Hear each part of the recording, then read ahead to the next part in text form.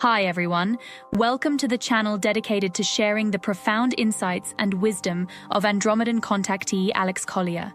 If you're new here, you're in for a journey that expands your mind and consciousness, bringing you closer to understanding the messages from the fifth density Andromedan extraterrestrials.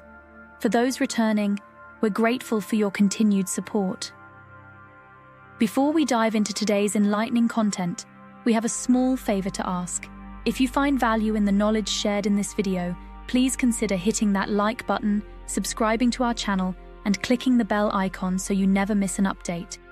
Your engagement helps us amplify Alex Collier's message, allowing us to reach a larger audience with these vital messages. We'd also love to hear from you, so please engage with the comments below. Whether it's a question, your thoughts, or even just an emoji for the sake of engagement, every comment counts. We read every single comment, and your feedback is incredibly valuable to us, as it all contributes to our mission of expanding this community. So please don't hesitate to leave your thoughts below. Additionally, if you'd like to support us further, consider giving a super thanks tip by clicking the heart with the $sign. This small gesture allows us to continue bringing you more of Alex's messages, unfiltered and directly from his lifelong experiences with the Andromedans. Today's video includes a compilation of several of the many important questions Alex Collier has received over the past few years, so please sit back, relax, and enjoy today's video.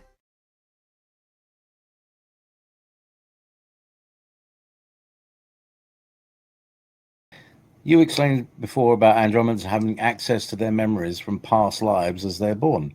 You've also said that some beings have lifespans in the thousands of years. So do some beings have thousands or millions of years worth of memories? And does their memory from this life fail them 1,000 years in, or are they able to recollect events from their entire up to 2,000 year lifespan? Thank you and bless you. Well, that's a really good question. So let me give that. Let me boundary that question first. If you're referring to the A's, their typical lifestyle is 2,000 years. A single lifetime is 2,000 years. Some go much longer. For example, Theseus was almost 4,400 years before he crossed over. That was a single lifetime. Now, if you were to do that here on Earth, you're talking 40 lifetimes, 50 lifetimes.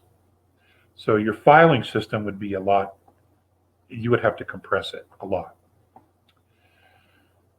My understanding is that they do know. Does it get so far out that they don't remember? I don't know that answer.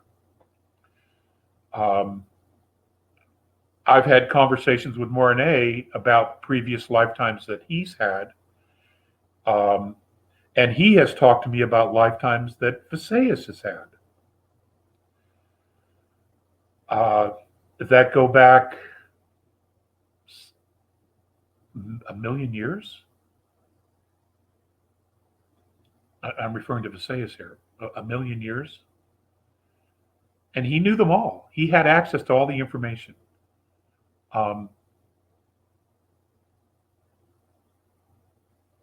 Because they built their recent incarnation on what they knew from the past.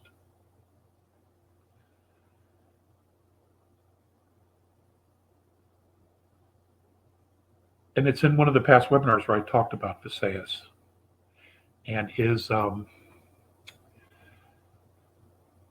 how he really did not want to participate in this Earth project, but he was asked to by the council because he's had multiple lifetimes as a mediator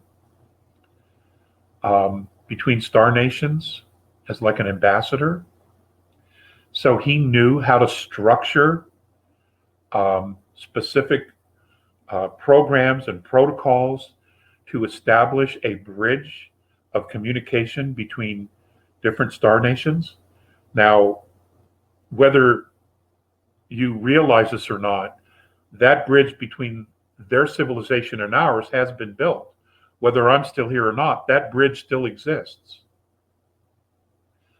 And that bridge created openings of communication with other star nations in fourth density that are in fact communicating with elements of the Earth as we speak.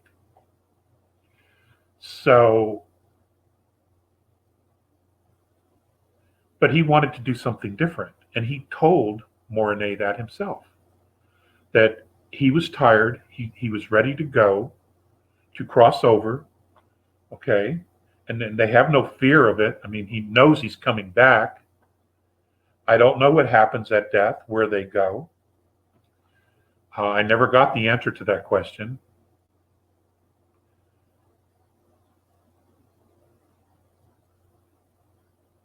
But he said he wanted to do something different. In his next lifetime, he would do something different. He would not continue to be the ambassador, the mediator. And he told that to Morine. And Morine shared that with me after I had found out about Visayas' passing back in 1998, our time. So,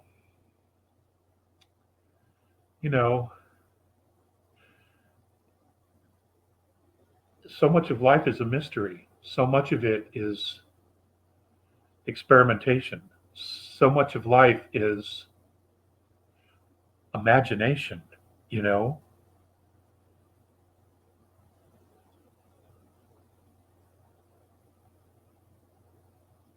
It literally can be anything you want it to be. You know, the secret is, and always has been, and the A's have always said this, is ultimately you first have to believe in yourself. If you have that, you're as good as gold. And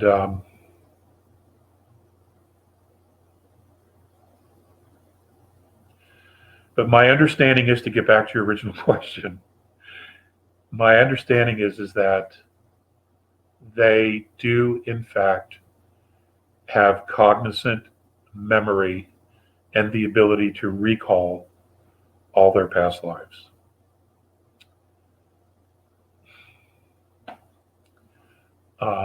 Maybe we do as well.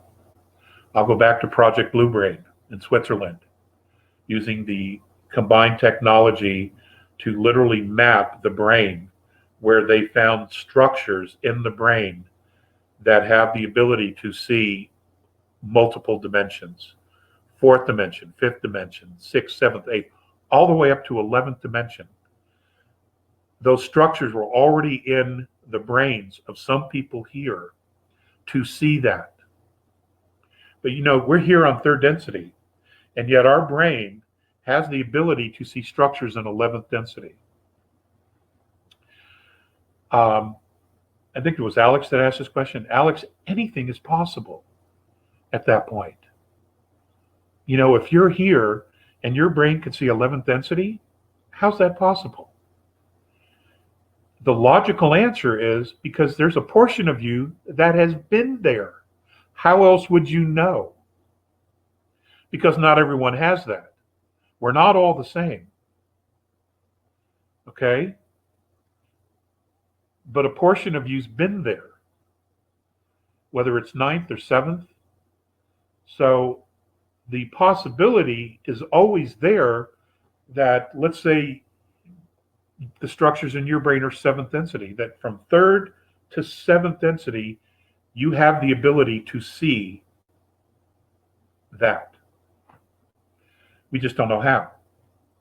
We don't know how to imagine to know how. Would we even believe it if we knew it, if we saw it?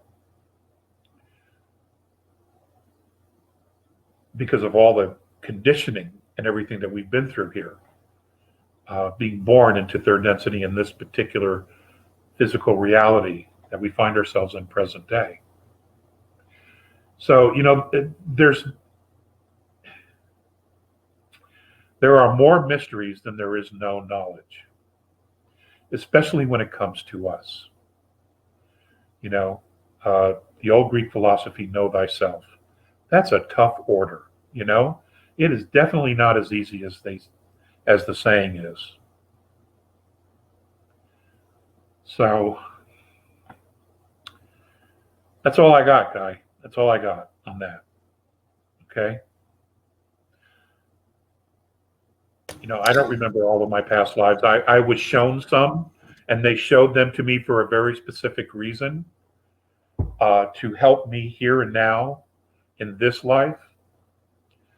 But, I know that wasn't all of it, and they told me so. They told me that what I saw was only a small fraction of my experiences. But I wouldn't know what to do with all of it anyway, at this particular time in my life. I wouldn't know. So it would probably just bog me down.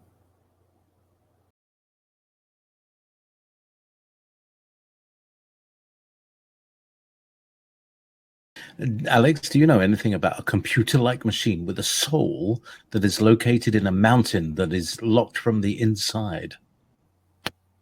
No, I have not heard that one ever. So, well, I take that back. I take that back. The A's have equipment like that. I don't know that it would be called a computer, though.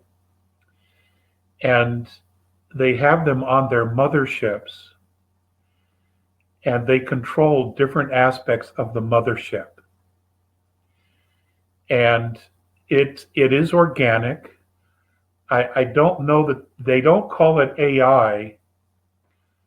They had another word for it that does not have any English equivalent to it. When I asked if it was an artificial intelligence, he said no.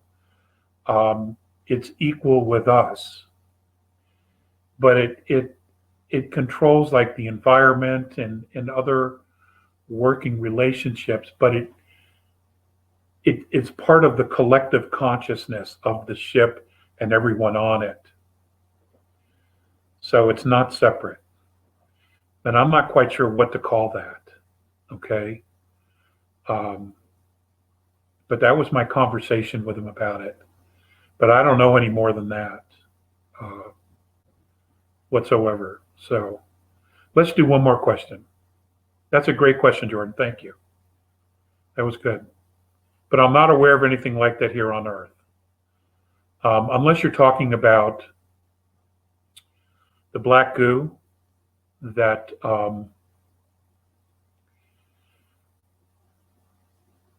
is in the Falkland Islands. They found it inside the Falkland Islands. Now, what I've been told about the black goo that they uncovered that is like a sentient being of its own self is that there was a similar Black Knight satellite, that something happened and it crashed on Earth and it fell into the ocean, destroyed near what is now known as the Falkland Islands. And it went there and it's been hiding, or was hiding, inside the mountain, isolating itself. But I'm not aware that it's in a computer of any sort. I think it exists there, and it was uncovered by military personnel. That's the only thing that I can think of that even would closely relate to what you're talking about. I don't know if they're the same or not. Okay, last question, JP. All right, it's an interesting one from Be Good, I don't know. Dear Alex, are deja vus glitches then? Is there something we should pay attention to when we have a deja vu? Thank you. That's a really good question. That's a really interesting question. Is it a glitch?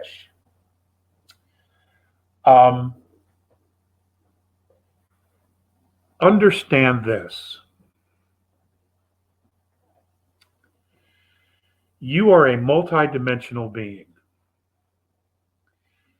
So, and it doesn't matter which dimension you were in, but when your soul chose to move through other dimensions, remember, it's all energy. When you came back into time or fell into time and you came here to inhabit the now, the present moment, past and whatever future moments you have, you literally create a portal because you are still connected to your higher dimensional selves. So there's a portal. You understand? Now, even if you came back in time, the fact that you're reliving this present, you would still have access to your past self. Do you understand? You still are connected because your energy, and energy never dissipates. You still connect to your old self, the portion of you that was the original version of you before we had to come back in time. Do you understand? So you would still have access to that time, those memories. So when you have a deja vu, what's happening is you are connecting to that portion of yourself, that energy of your past self that was here. All right? We haven't reached the point yet where we change everything. It's literally right in front of us, you see. And at that point, this portion of your old self will merge with the present you. There won't be the two. It's almost like two timelines. So there is you, but there's a past version of you that's on an old timeline. And as we get closer to that point, and you begin, and we get to that point, that portion of the old you that was involved or lived through the terrible wrong, that will merge with the present you. And then there'll be just the one timeline. So that when you leave Earth, or you choose to leave the physicality of being a Terran, and you decide to go home, you will take all aspects of you home. You see, I hope I explained that well enough. You know, sometimes you can't explain this with crayons. You just can't do it. No. But that's what makes the universe so amazing, you know, is almost anything is possible, or everything is possible. Ladies and gentlemen, thank you so much. It's always an honor and a privilege. Thank you so much for supporting our little webinar. And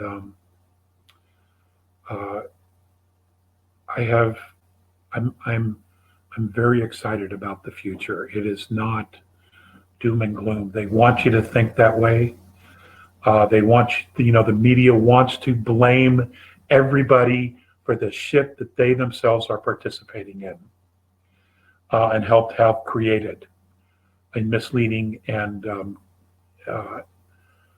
being a traitor to humanity. There are a lot of amazing souls who are also multidimensional, doing amazing work here to assist humanity. Keep praying for the White Hats and their families. And, we're all a part of this. We're all family. That's how all the other beings see us, as family. Even the dark side, even though they turn around and they try to divide us with all this crap and religions and racism and all that bullshit, okay? Their original concept is to see us as one race. And then what they do is they come in and they try to divide us. But they always saw us as one race, you see. So we're the only ones who don't see it. And that's got to change.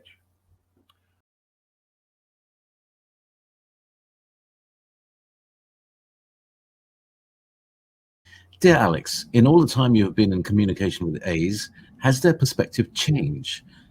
Can they see or predict different timelines and outcomes based on current events? Wow. That was by Elaine? Elaine from ERA, yeah. Elaine from ERA. Nice. Pleiadian sister.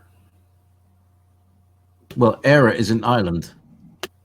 Oh, okay. Well, it's also a planet. Exactly. Yes, I know. Many things, many things. Okay. Has their perspective changed?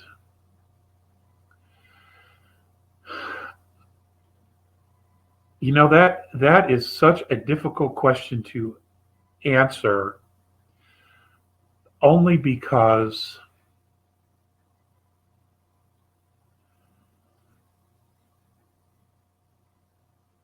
I'm not privy to the conversations they've had amongst themselves. Now, based on my own interaction with Visayas and Morine,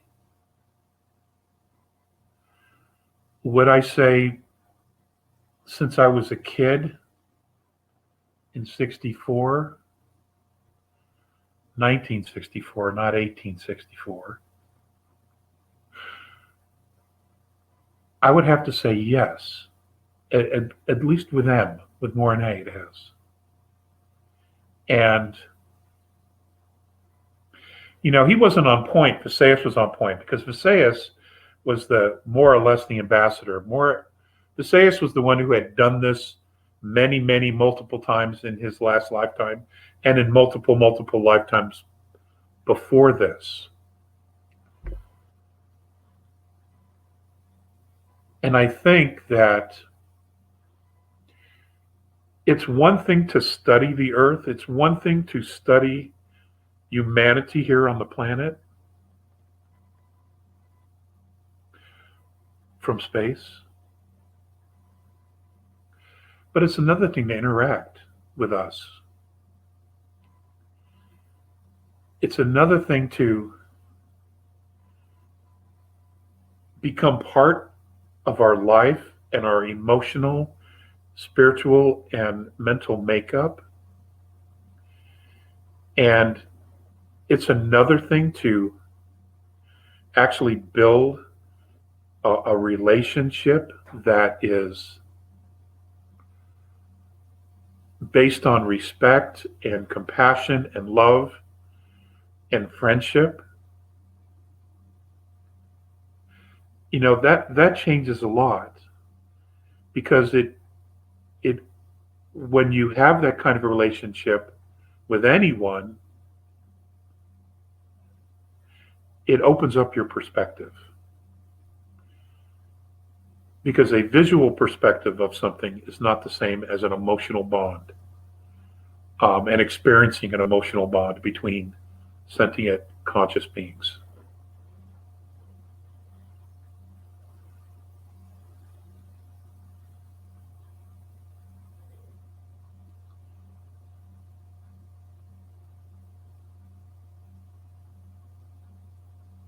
I know that their process of interacting with Earth and interacting with other benevolent star nations in regards to the mass of humanity and the situation that was occurring here, and how to handle it, that process changed their perspective a lot, because all physical life on this planet started somewhere else off planet, you see.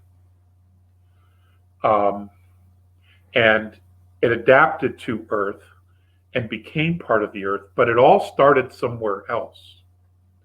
Okay?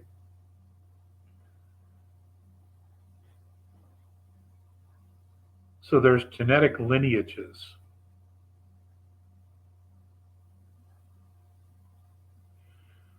that demand participation.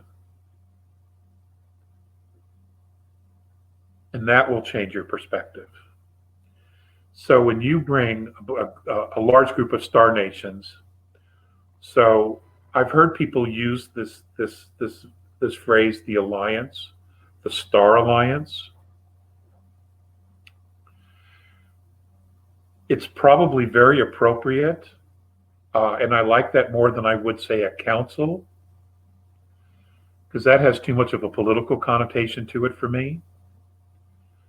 But the alliance, a star alliance, is probably the appropriate word for this, or verbiage for this.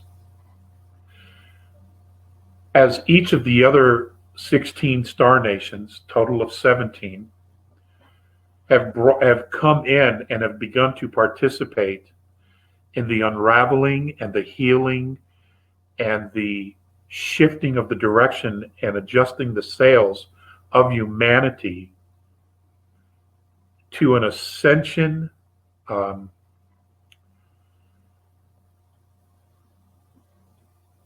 movement of physicality from third to five, and the extraction of those who are leaving their physicality here to a fourth dimensional reality,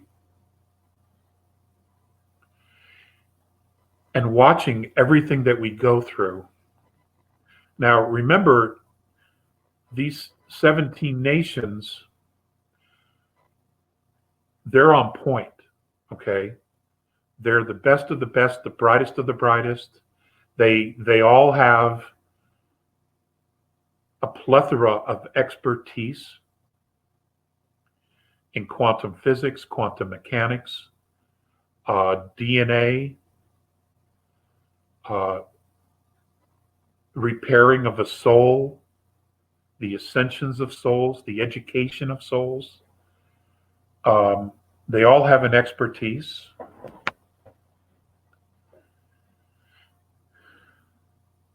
And a unique knowledge base, which is why they're here.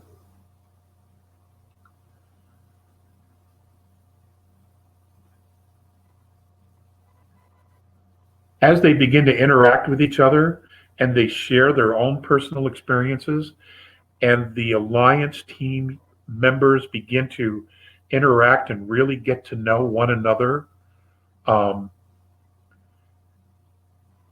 as they're blending timelines into one, as they're raising the vibration of humanity, as they're cleaning the environment, as they're exposing the dark, as they're removing negative extraterrestrial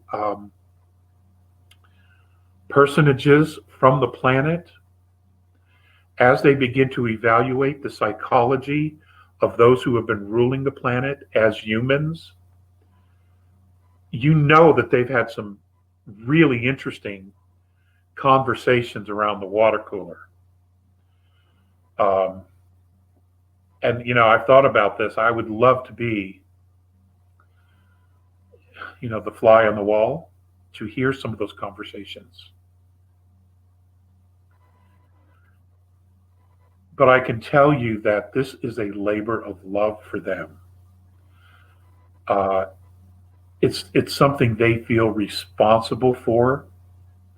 It's something that they're passionate about. This is not just about, can we take third density physicality to fifth? It's much bigger than that. Okay? They have soul groups. They have people that they love who are stuck in an evolutionary pattern of going nowhere, because a portion of themselves has been stuck here, trapped in this very enslaved system. And then there's another part of them which they probably interact with that is trying to move forward and go someplace else, but is torn. Okay?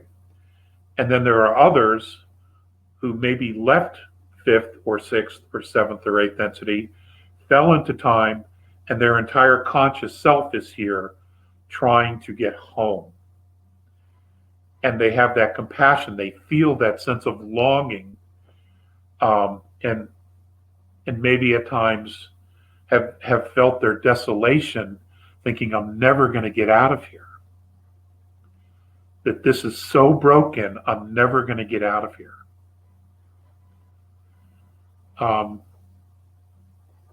Because, you know, when we all fell into time to come here and fix this the first time, we all had great expectations. But it's obvious that we didn't have enough information, or as the Sith would say, the dark side is very strong. So, I don't know all those details about how it fell apart the first time. But I know that their perspective has changed. It would have had to.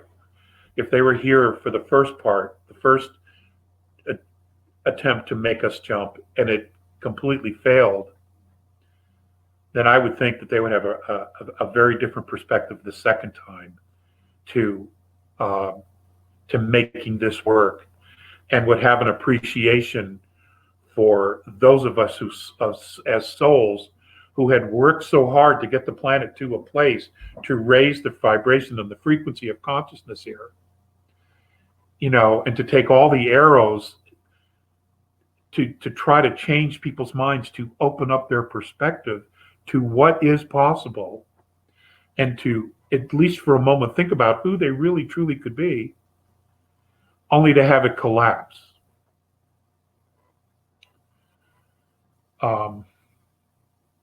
That's a heartbreak. That would be a heartbreak. And I know this is true for M.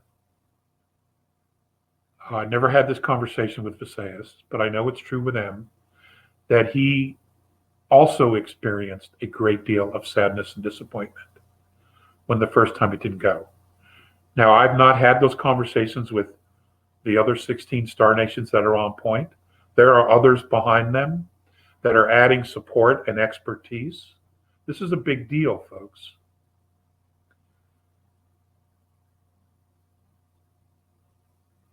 But I cannot assume, but I can assume, and I'm comfortable assuming, that they feel a great deal of compassion, not only for all of humanity, but especially those they themselves know and that are part of their soul group, that they're connected to, that have been here stuck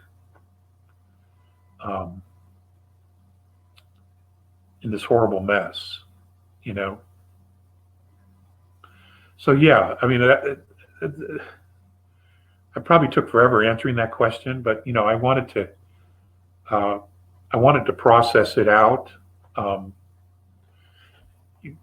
The answer, short term, long term, is yes. I think their perspectives have changed a lot, and I think at some point we will be able to ask those questions of them directly, and we'll meet them. Some of them may even be us, extensions of us that are there, like, God, I got to rescue myself from this, from this horrible sitcom.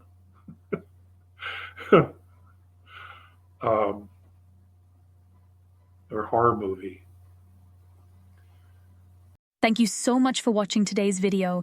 If you found it insightful, please like the video, and if you haven't already, please subscribe to our channel and click the bell icon so you don't miss out on future updates. If you have any questions relating to today's video, please also leave them below. We read all the comments and take on board what our viewers have to say about Alex Collier's work. Remember, your support helps Alex Collier's knowledge and the messages from the Andromedans reach more people. If you'd like to support the channel even more, you can give us a super thanks tip by clicking the heart icon with a $sign. It really helps our team bring you more content. Also, be sure to visit alexcollier.org to sign up for our regular email newsletter. It's the best way to stay updated with the latest news, exclusive content, and upcoming live webinars. For the latest insights from Alex Collier, check out alexcollier.live. And if you want to explore over 250 past webinars, head over to alexcollier.tv. Thank you for being a part of this journey and supporting Alex Collier's work. We couldn't do this without you, and we're genuinely grateful for your support. Until next time, stay curious and keep exploring the vast mysteries of our universe. If you would like to see the Andromedan Contactee Alex Collier live via video stream, we hold a live online seminar every Friday at 2 p.m. Eastern Time. For more information on upcoming live webinars, please visit alexcollier.org.